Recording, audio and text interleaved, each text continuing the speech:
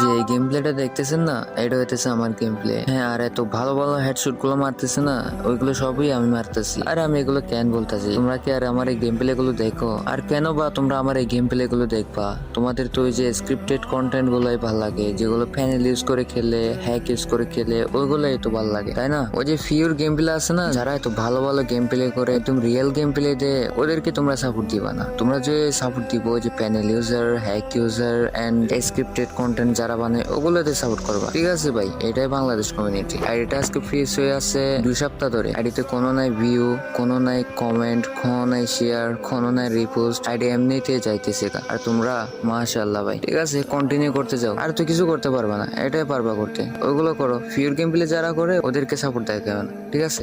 আল্লাহ হাফেজ।